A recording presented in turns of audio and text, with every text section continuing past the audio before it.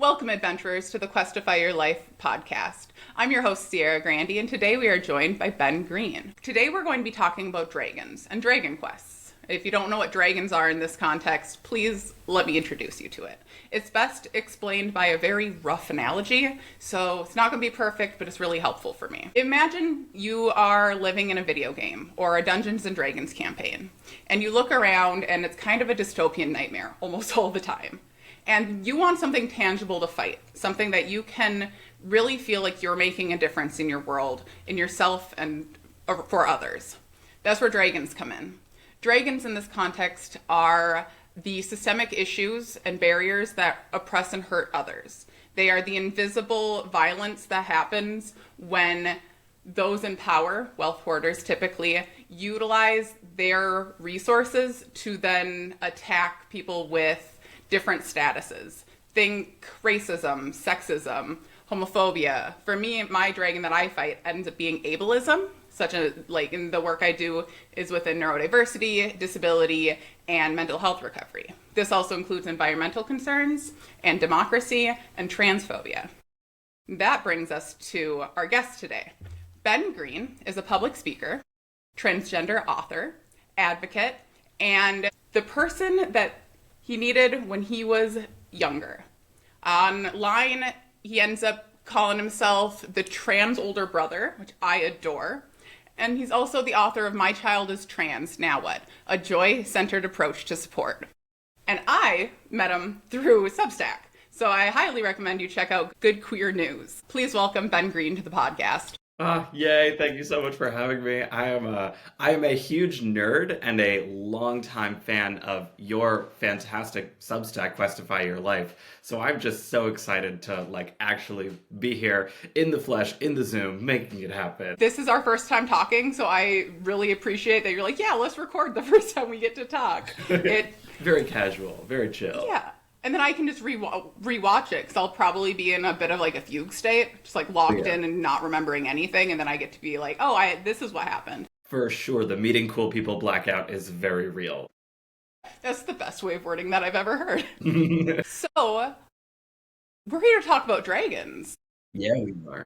How do you describe what your dragon quests are and what you end up doing to fight dragons? Yeah, so my dragon quests are twofold. I think the dragon of transphobia and homophobia is very much my focus. I moved to Missouri in 2020 and started getting really involved in political advocacy, going to the Capitol often. So I was truly in the den, in the horde, getting burned by fire all the time.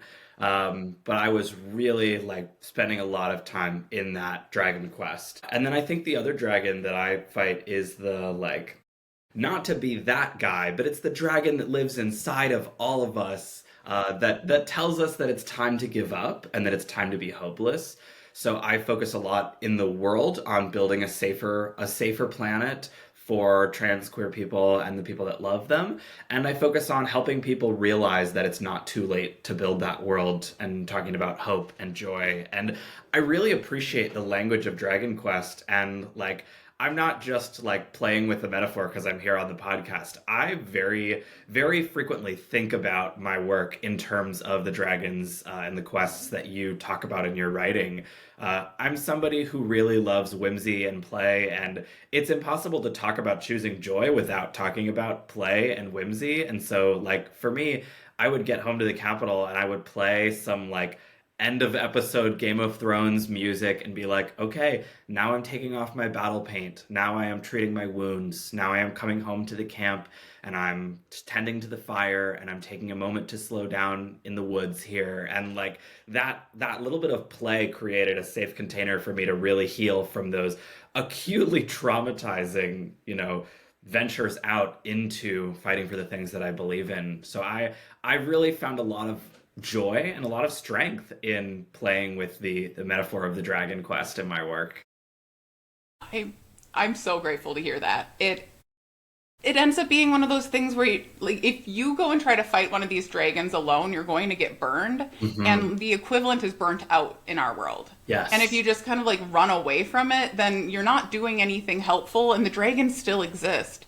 And I really like that you use the term camp there, because that's also Yeah. how I end up thinking about it, where it's like I can jump into the Dragon Quest, I can be writing my presentations or doing some pro bono legal work, and then I can take a step back and be like, okay, how do I take care of me? How do I make sure that I'm playing, that I'm actively trying to find some gratitude in the work I'm doing? Because we cannot always be fighting the dragons, or we're all just going to, yeah, burn out. Yeah.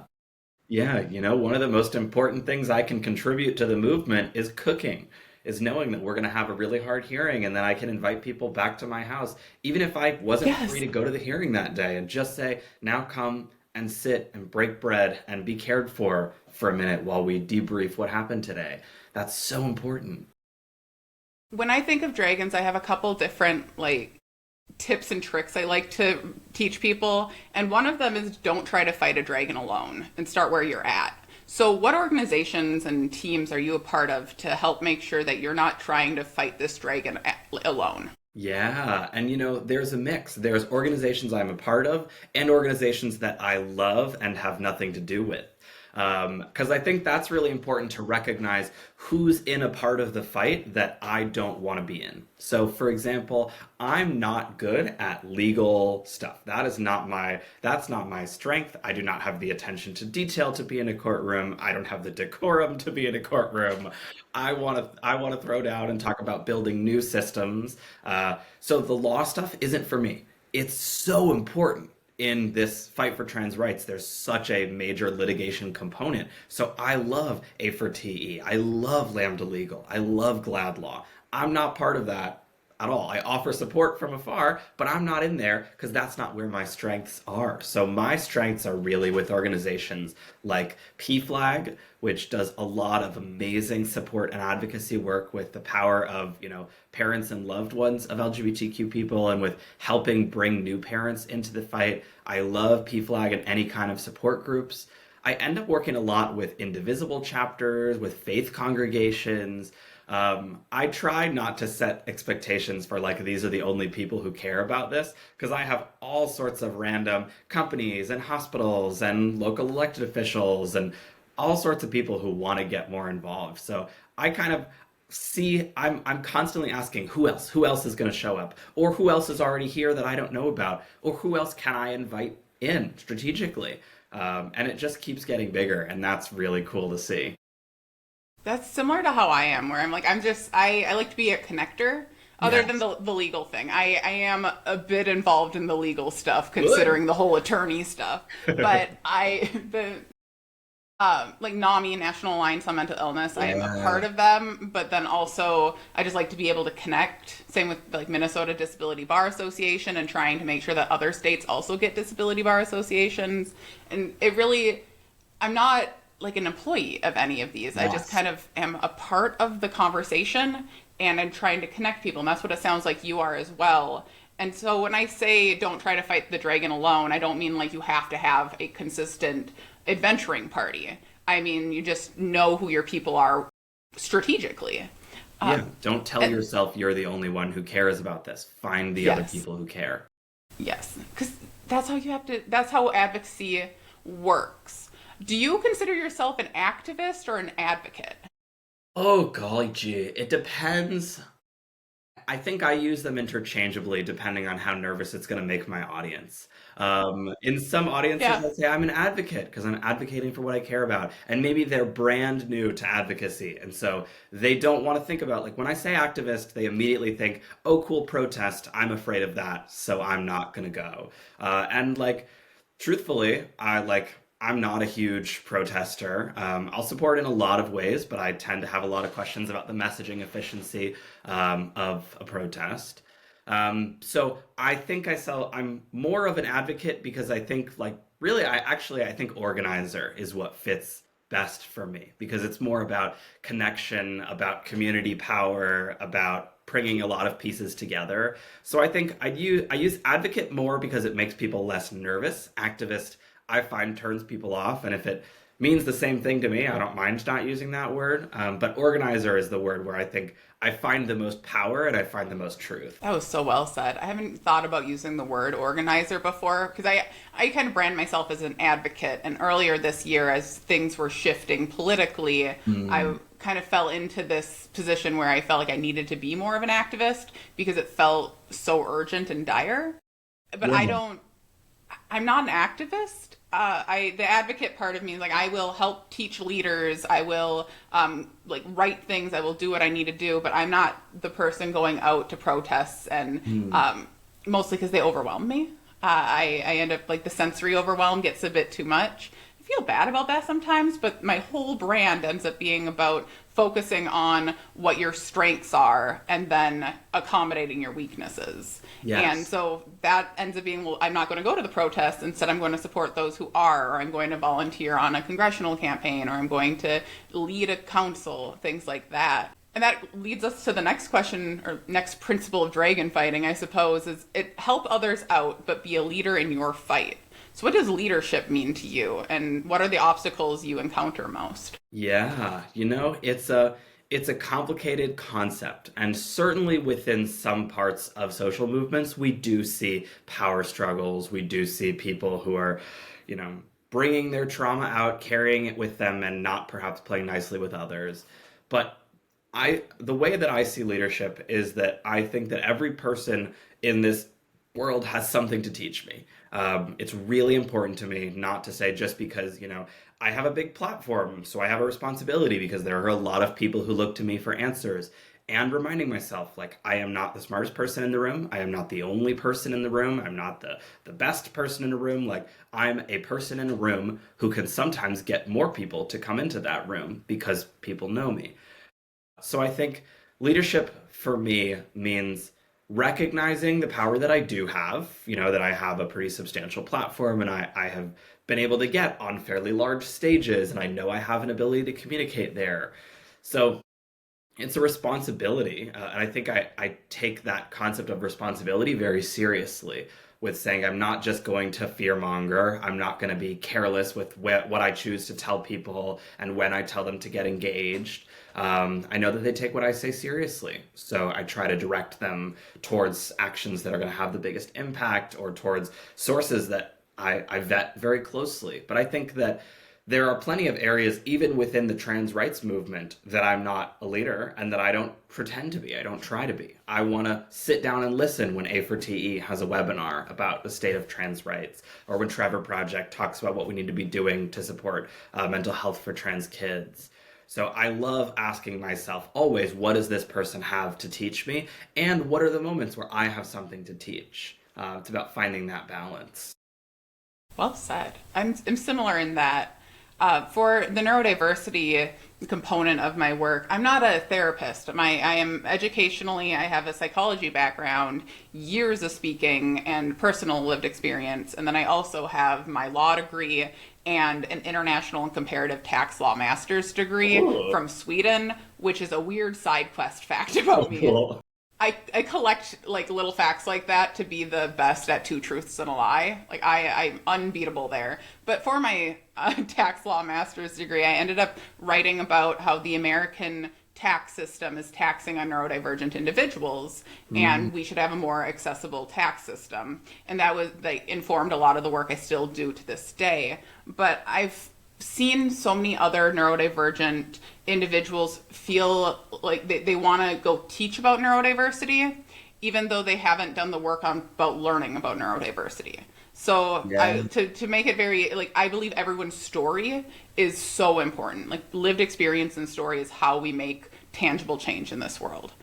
But then when it comes to the educational component, I worry that sometimes there's people who have the identity who haven't done the work but are deciding to be a voice and sometimes then lead with misinformation. Do you experience this as well? Yes. And I think the way that it shows up within the queer and trans community is people who become speakers or become really visible figures from a place of anger or pain or trauma, and then hope that they can shame people into doing better. that really teach from a place of anger that pushes a lot of people away. And it's not wrong to be angry. It is not wrong to be exhausted, to not want people to ask you the basic questions, to feel frustrated when people ask things that are too personal. I understand. But if you want to host events and ask people if they have any questions and then get annoyed when they ask you to clarify they, them pronouns, that's anger is an important emotion. It allows us to understand when a line has been crossed, when something cannot be accepted. It's so important. Anger is not bad. Anger is not a teaching tool. And being able to differentiate that right now, I'm not the right person to be teaching because this is too personal, or because I have not yet done the work where I can be in this space with the patience and grace that this kind of education requires.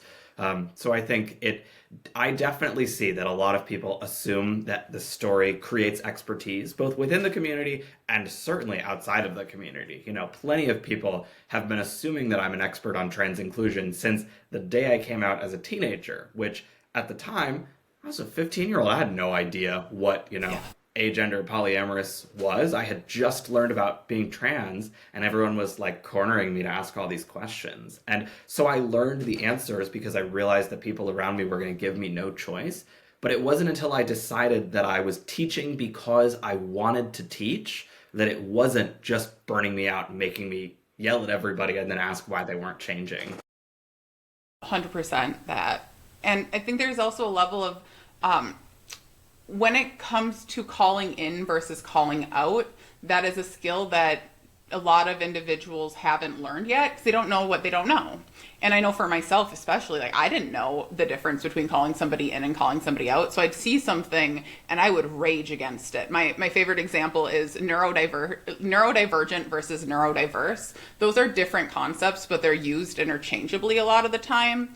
And it bothers me, even to this day. But I got in an accidental LinkedIn fight about this because a corporation was using it, and I was just using it as a learning example. So I took their article and explained, and then the author of the article commented and got frustrated at me and used the term neurodiverse instead of neurodivergent, so they didn't read what I had said. And for context, for those who don't know the difference, neurodivergent is a socio-political identity that those of us who have different types of brains, typically something that can be a diagnosable condition, like myself with ADHD and autism, that's neurodivergent.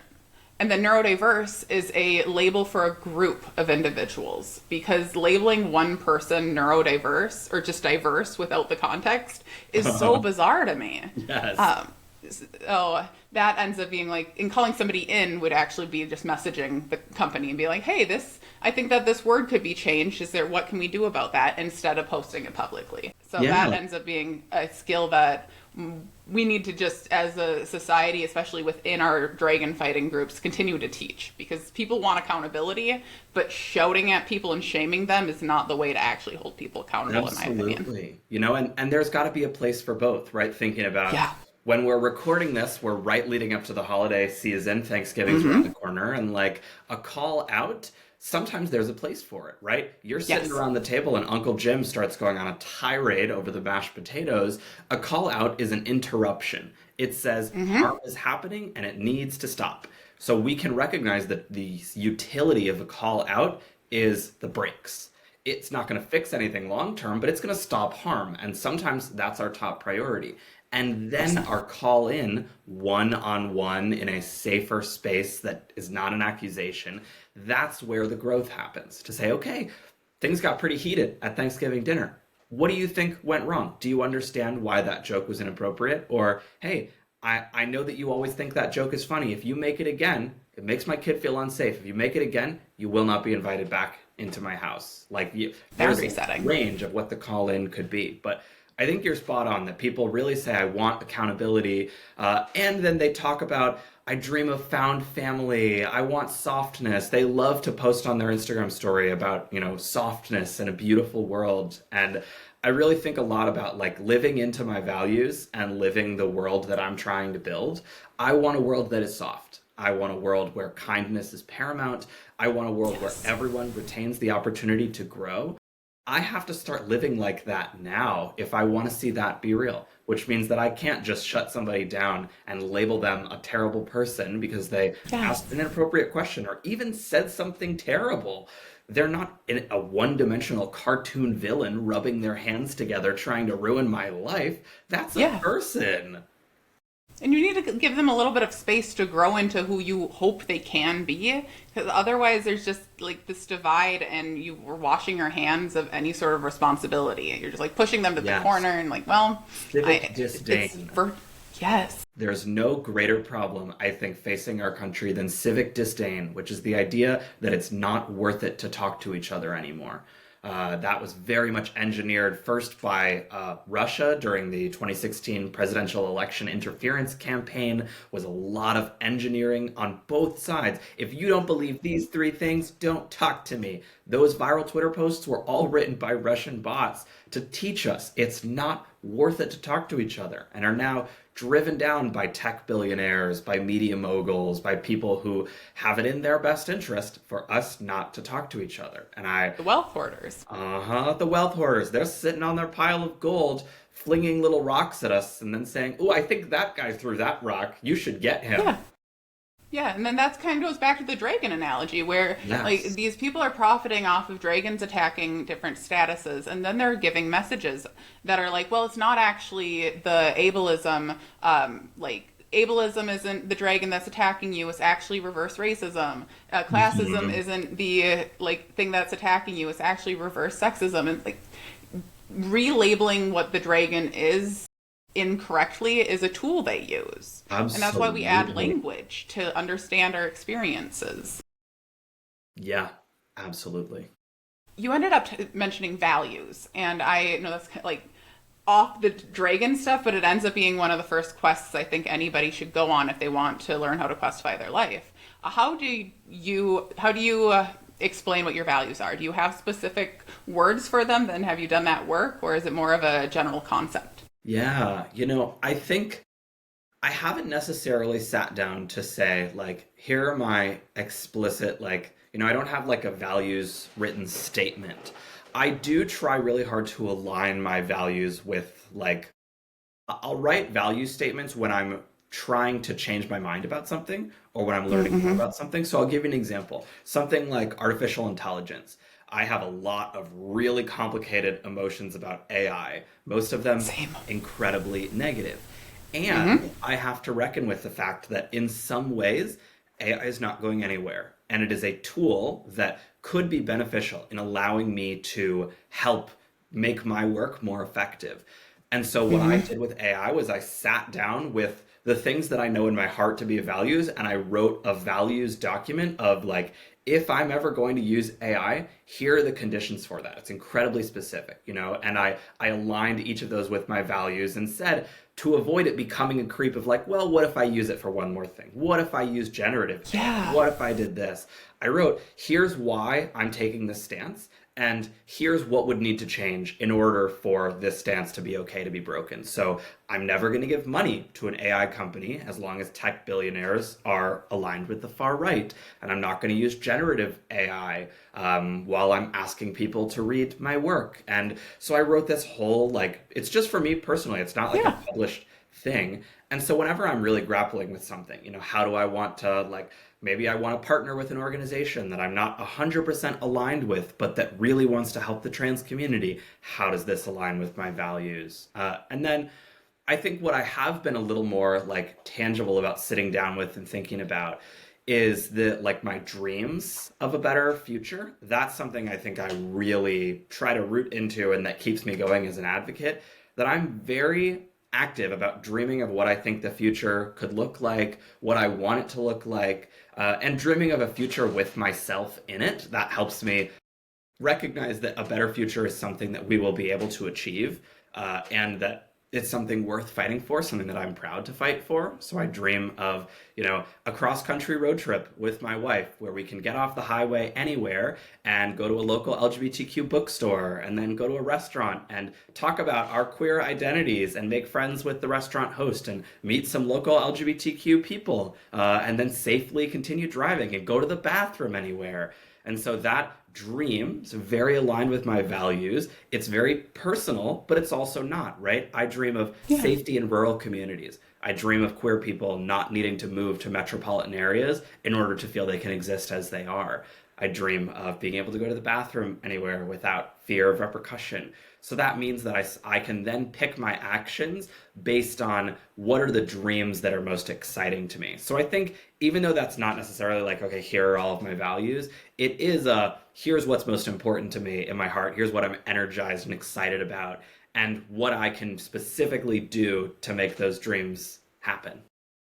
That makes a lot of sense. 'Cause I end up, I know I labeled them. Obviously, language is imperfect when it comes to your actual values. So mine ended up being curiosity, courage, and contribution. And so if I'm following those, then I know I'm on the right track. But it sounds very similar to yours. Instead of labeling it with that language, it's more like a better future. Like that is your guiding star on the map that you're journeying on. And I adore that. And that also that's why we're doing this dragon fighting. Like, because we believe in something better for more people. Yes. And, or at least, I know I'm speaking for both of us there, but it ends up, I'm so passionate about hope. Because there's so many things, like so many dragons, so much harm happening. Like, those things are real and true. And it can be true that things can get better. And all these dragons end up getting political. I try to limit how much it is, because I ran for Congress temporarily, and that did impact my life in many different ways. And now I'm like, okay, how do I make sure that I still keep my reputation untainted by the political atmosphere while being loudly hopeful? And so I think about the future and how right now it feels like we're in this decay. But we've been in this decay for my entire lifetime. Like, it's been going down, and we're finally at this crux where what we have known is dead. It is no longer available. And a lot of people are like, let's go back. Let's take it back. Let's go bring that. And we can't go back. We can only go forward. And I hope, and I also wish that more people in power, not only politicians, but mainly politicians, start talking about what can we hope for? What is better? What is the new thing? Dream bigger. Share your ideas in a bigger way is how I really feel about it. Because there are so many, the idea of a woman being able to have a bank account alone is less than 50 years of an idea. And those type of things, if you look back 70 years, it would have been outrageous to believe that that was where we were going. And then just keep doing the hopeful, outrageous things, and we can find a better future. Yeah, and recognizing how many of the rights we enjoy now were in many of our lifetimes outrageous. It kills me when people say that this is the worst it's ever been. We've never had less rights. This is complete erasure. It was illegal to be transgender in public until very recently. We are not going back to that point. We're so far beyond that. And to say that, Marsha P. Johnson and the STAR activists who stood on the shoulders of the ACT UP activists, who stood on the shoulders of the generations of queer organizers who fought against complete erasure, complete invisibility, bans on military, bans on government service, to say that this whole legacy of advocates who gave their lives, who risked everything, who fought and often died for our rights, to say that now it's time to give up because they took Harvey Milk's name off of a naval destroyer, it's almost disrespectful to the legacy of the people who fought for the rights we enjoy now to say that things have never been worse, when in fact I'm a public transgender person. I'm a professional transgender. I just walk around and I say, hey, I'm transgender. Want to give me some money about it? And then sometimes people do. Yes, it's more complicated than that. But the fact that I can safely and sustainably do that as my official job, that's outrageous. So I think tapping into that history, recognizing how many incredible things we've fought for, gives us the ability to dream of something better. And, I think a lot of the people, doom is very comforting. Doom says, come, sit with me It's okay to give up. It's okay. Put that heavy weight down. You don't have to fight anymore. I know. And so I think some people are very protective of their doomerism. They have this real moral superiority about it because it's comforting to say, I don't have to do anything. It's okay for me to just, lean into my joy as resistance, which some people mean to say, all I want to do is go to brunch and be happy while the world burns around me and just wait for the end and try to pretend it's not happening as long as possible. But they say, I know that the end is just around the corner. And other people say, no, the end is not just around the corner. It sucks right now. And so we keep fighting. We keep building. I hope. And that tells me I have to keep showing up because I have the audacity to believe it might get better. And so I think that hope really is like absolutely mission critical to have and to resist the call to the void, to the comfort of doomerism. I agree. It ends up kind of I love analogies, but this is a chapter in our lives, but also just in the general lives of everyone. And a lot of people are like, well, it's the last chapter, and that is not the case. That ends up being a doomerism. Yes. That's what it is. It's not the last chapter. It is a new chapter, and it's a chapter that we all need to take seriously and practice taking responsibility for a dragon. You don't have to try to fight every dragon, but recognize which one is affecting you or your loved ones the most, and take a little bit of time to start getting educated about it. Try to learn enough to know you know nothing at all about it. That's how I am about disability. Like, I know a lot, and I know that I don't know nearly as much as I want to, and there will forever be more to know. Yeah. 'Cause I live with invisible disabilities, so knowing somebody else's experience as like living with visible disabilities or needing mobility aids or having an intellectual disability, those are things that I cannot personally understand, but I can still advocate for their right to exist loudly. Yes. Yeah. And I think that that concept of, staying informed and staying educated, I think it's not a coincidence that people feel the worst they've ever felt right now with how popular it is to say we have to stay informed. And I'll bring in my mantra that I say every day: your despair is someone else's business model. Yep. I know what the news Yes. and social media used to be. They used to be about ways to see if how college roommate had her baby and ways to know what's going on in your local community. They're not that anymore. They're businesses meant to extract your attention to sell to advertisers. So they're telling you all the terrible stuff that's happening. The same net amount of bad things are probably happening now as they were the whole time in history. At any given moment, roughly the same amount of bad stuff is happening to everyday people, which is a tremendous amount. So much. It's just being thrown at us right now because it keeps us numb and craving that release of doom and scrolling and commenting and fighting with each other so that we're not fighting with the wealth hoarders. So I think it's so important we recognize that staying informed is both important and not the whole fight. That's just getting resources. Yes. You can actually do something. That's why I created Questify Your Life as a system for myself, is because I found myself, for context for those who don't know, I ended up from age 11 until my early 20s, I lived with chronic suicidal ideations, and I ended up in and out of mental health hospitals consistently. At 14, I was in a residential treatment. By 18, I was undergoing electroconvulsive therapy, which is modern day shock therapy. And that caused me to lose a year of my memory and ultimately be very aware of how we are all unreliable narrators.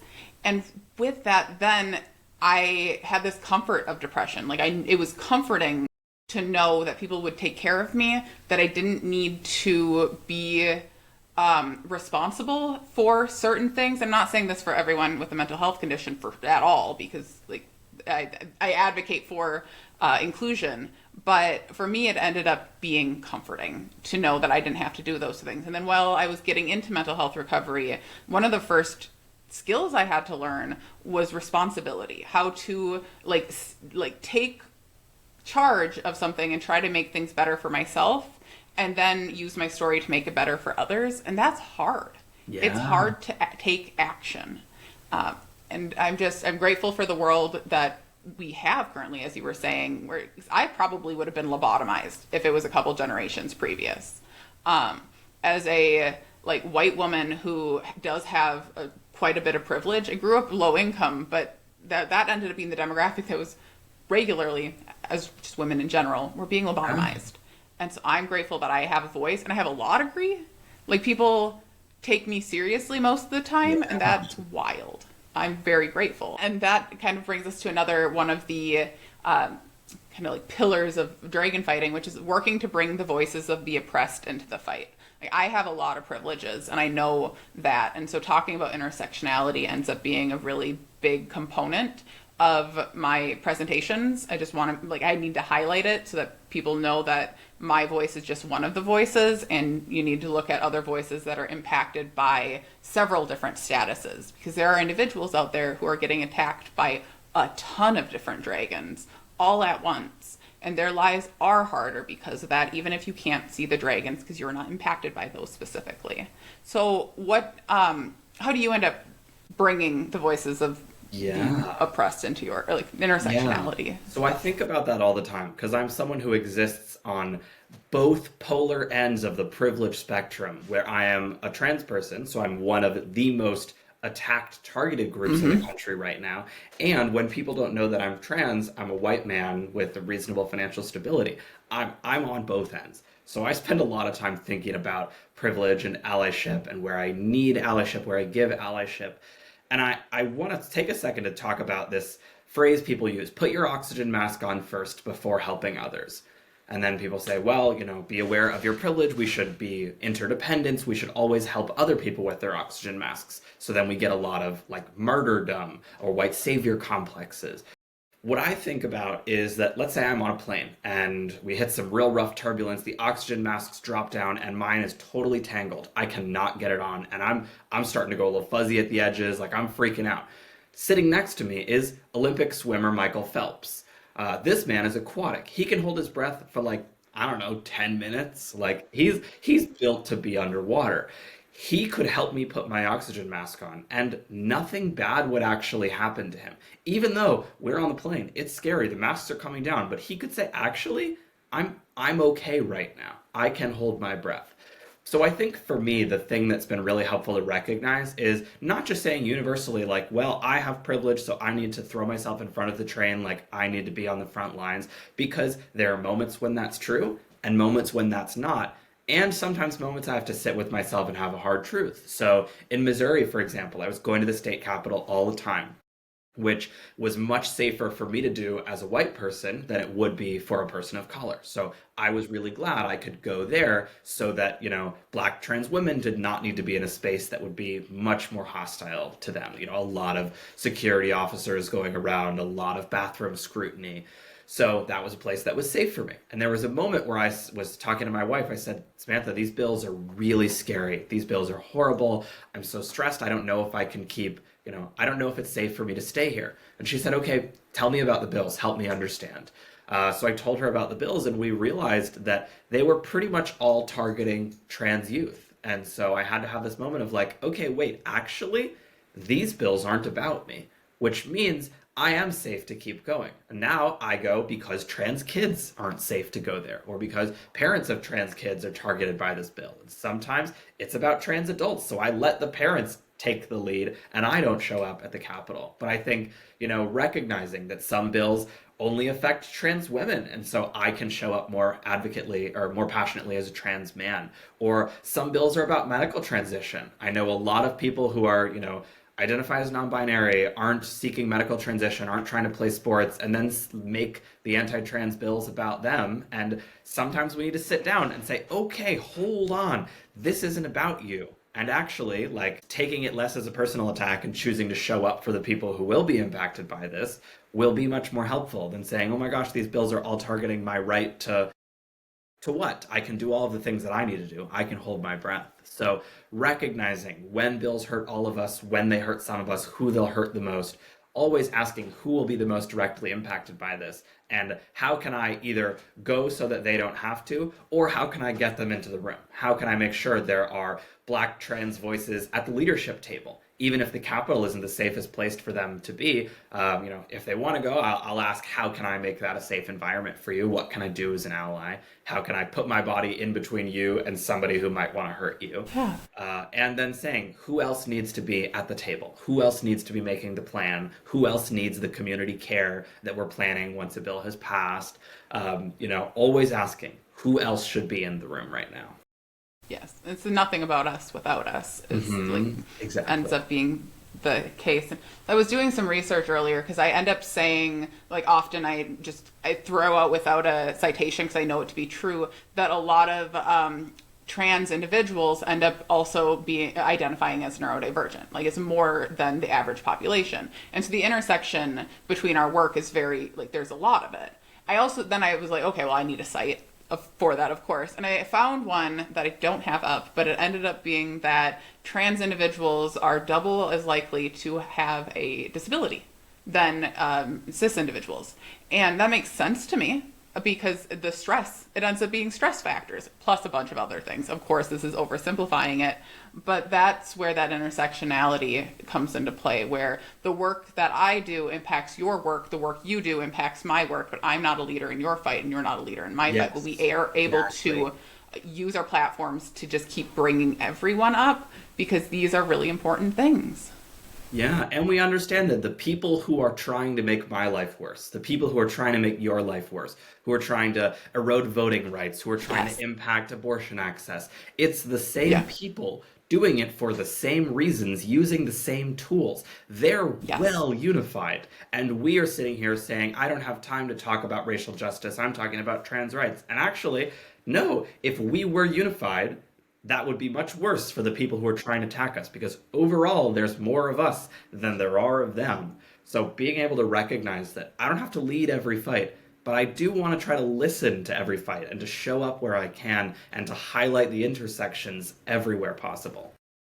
That's why I use the dragon analogy, because then we all have something we have in common. Then we all have somebody we can point to and be like, it isn't the other people who are getting harmed by dragons, or even the people who aren't necessarily at this moment getting harmed by a dragon. It's the people who are profiting off of others getting harmed by dragons. And so another, the last tips when it comes to dragon fighting is to take care of yourself. Make sure that you're taking care. What do you do to take care of yourself?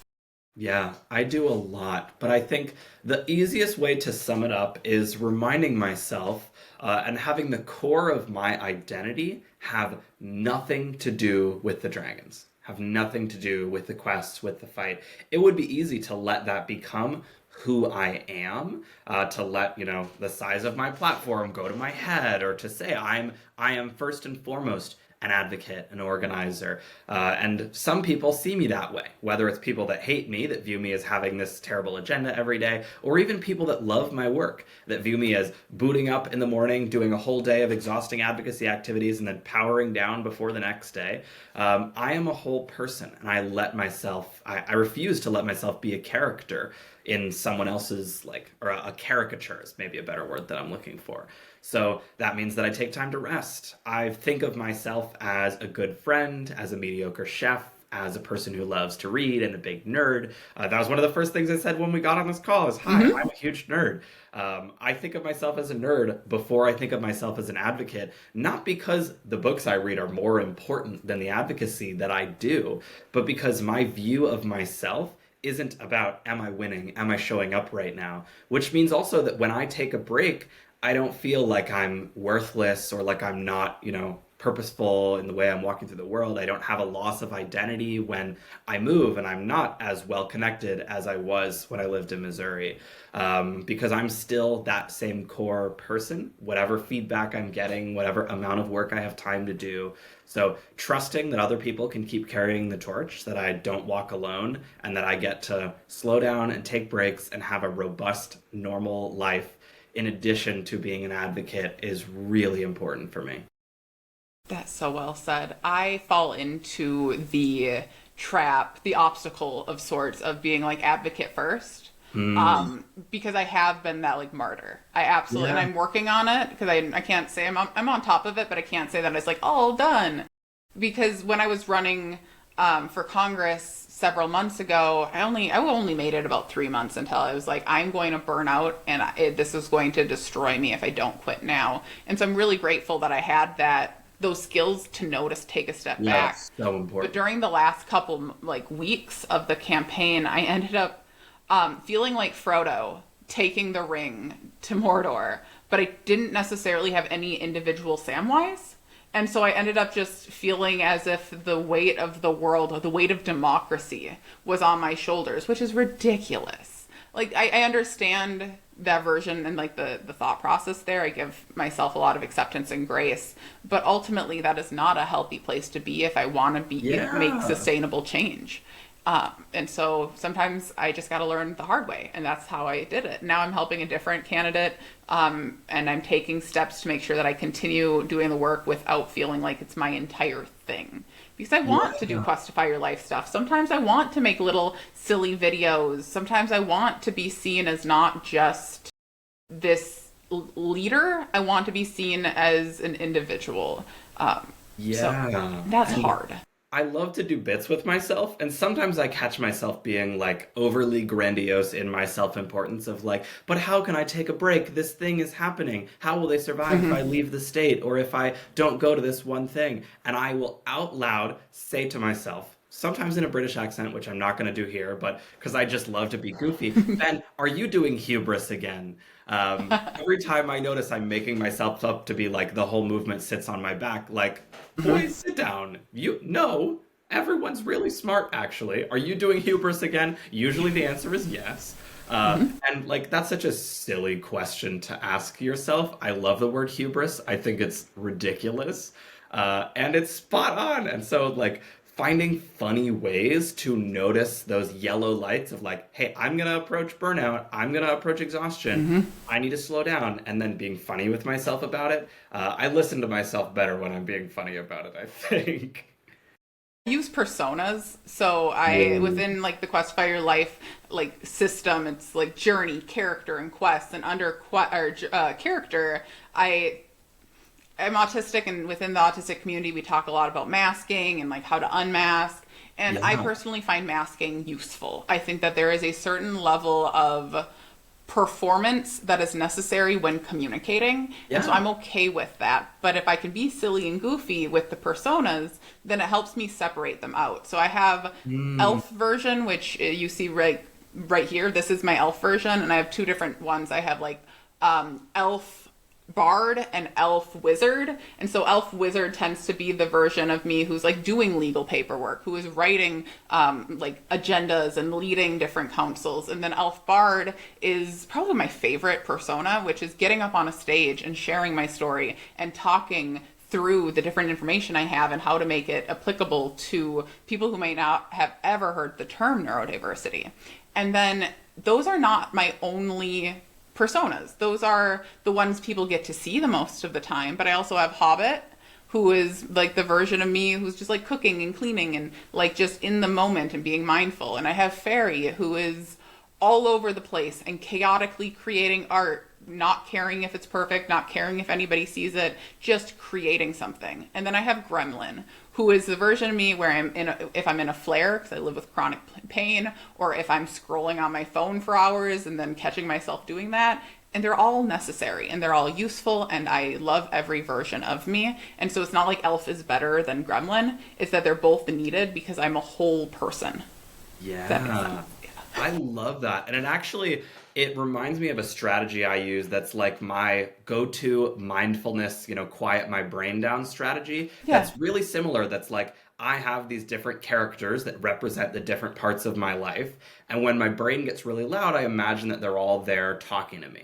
And I started doing this when I started doing yoga a lot more, that I was like, Mm-hmm. okay, well, I think a lot about my household responsibilities. So I imagine that my dog is telling me all of that. And I think about my activism, and I imagine Hiccup and Toothless from the movie How to Train Your Dragon. Mm-hmm. And so I have like usually they're characters from silly animated movies that represent my writing and my advocacy and my friendships and my relationships and whatever. And then I imagine myself asking them to go wait outside. And saying like, okay, you like little dog Oliver saying all the things that I have to do when I get home. Like, thank you for telling me that. Could you wait outside until I'm done? And so then the visual image that I'm focusing on is all these different sources of thoughts standing outside.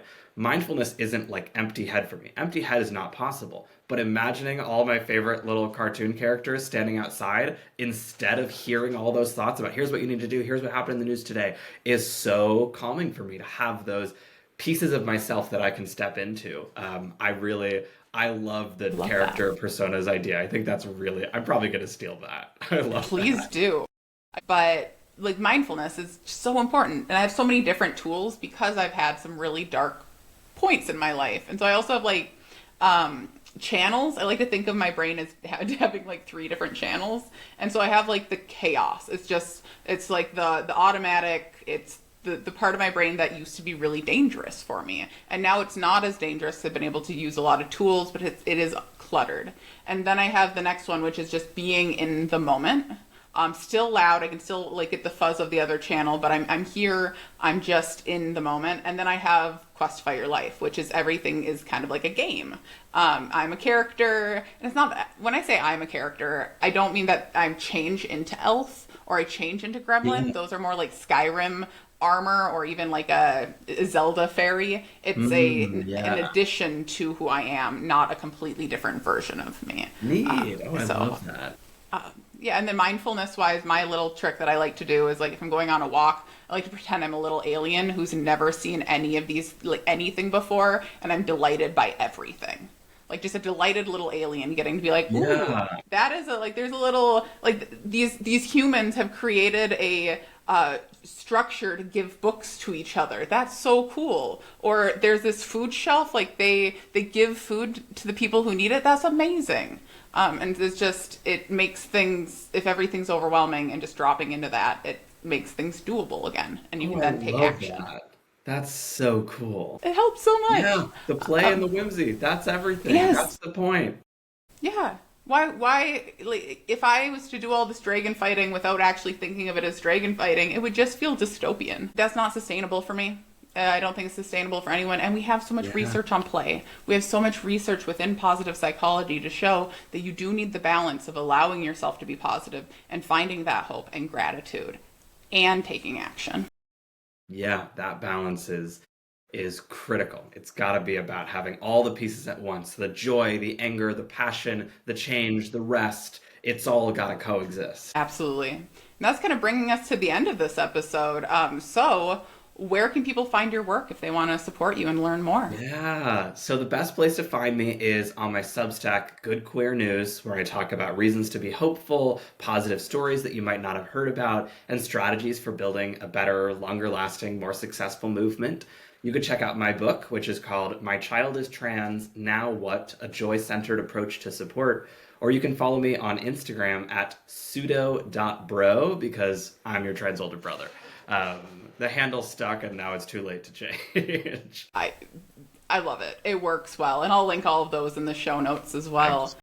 I thank you for being the first guest on the podcast. I appreciate your time and just being able to nerd out about some of these kind of goofier, playful things, because I truly believe that we can have leadership and play at the same time. And the more that we talk about this like whole person point of view, the more work we all are like, getting out there, and it's more sustainable. I completely agree. I was so excited to be invited. This has been so much fun. I love nerding out.